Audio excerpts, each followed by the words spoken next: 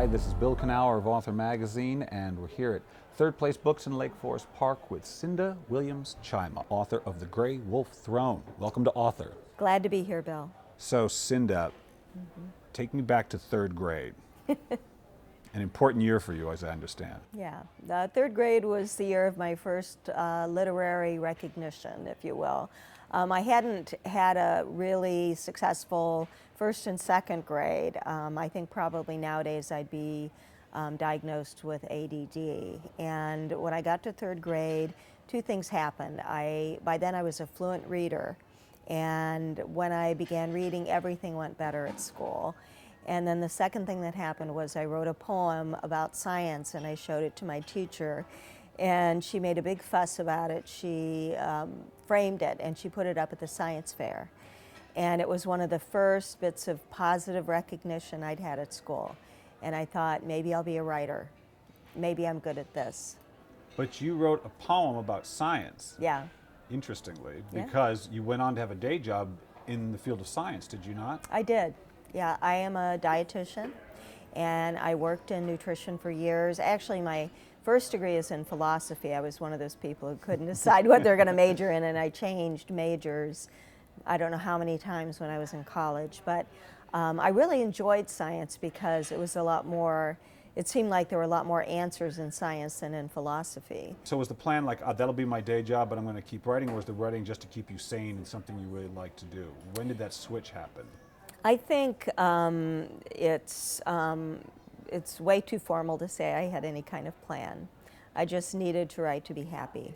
And yet I knew that making a living as a writer would be very challenging. So when things didn't work out being a philosopher, I decided to go into a field where I knew that I could find a job. And so I worked as a dietetics practitioner. My last day job, I was a college professor, but I never stopped writing. Yeah, and you were always writing fiction, or were you writing anything and anything? I wrote everything, including professional journal articles, published research about nutrition. As an adult, I wrote quite a few essays, personal essays about being a parent. I had two sons, and of course, like every parent, I thought they were extraordinary, and I would write stories about monsters under the bed. And for a while, I had a freelance nutrition column in the Plain Dealer, the newspaper in Cleveland. And it wasn't until my sons were 13 and 16 that I decided to focus again on fiction. And that's what influenced me to try writing for teens. Of course, you were a scientist, and science is all about, science can seem magical when it gets down into the lowest levels, but at its heart, it's sort of anti-magical in its desire to explain things mechanically. Right. But you went towards magic. Explain that. If you can. It's interesting. Even within fantasy, there are stories that are more magical than others. And my first series was set in Ohio.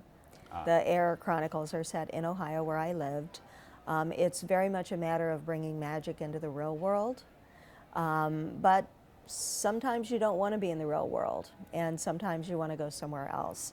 And I think that's one reason why fantasy is so popular with teenagers, because if there's ever a time in your life that you want to go somewhere else, it's when you're a teen. I don't think anyone who thinks being a teenager is easy has any business writing fiction for teens. Yeah, and it's funny that you started in philosophy and ended up writing fantasy, because I've always felt that the fantasy genre has a very sort of philosophical bent to it, and a sort of spiritual bent to it, that it doesn't surprise me that you would make that leap. Fantasy can be a really safe place to address big issues because it's not as immediate as sometimes when you write a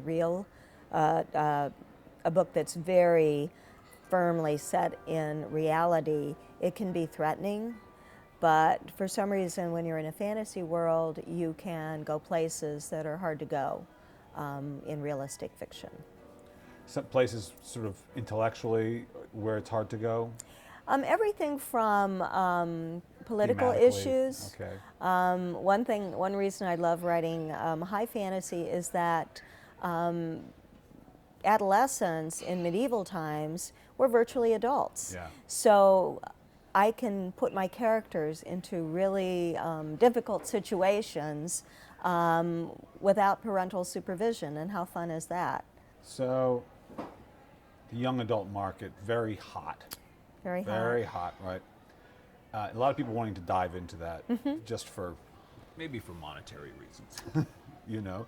But what is your advice to someone who says, I think, I want to do that, having done it with some success, obviously. What would you say to someone who's thinking about that, of writing a book in that particular, to that group of people? There's a method to writing for teens just like anything else. And as long as you go into it, the biggest mistake you can make is go into writing for teens with the idea, how hard can it be? Or my adult book didn't work out, so maybe I'll try writing for teens. Teen books are just like adult books, only shorter. Teens are some of the most demanding readers to write for. They will not put up with writers showing off. So you have to do a really good job, make every word count, focus on story. Story really comes first. And if you can do those things, you might be successful in writing for teens.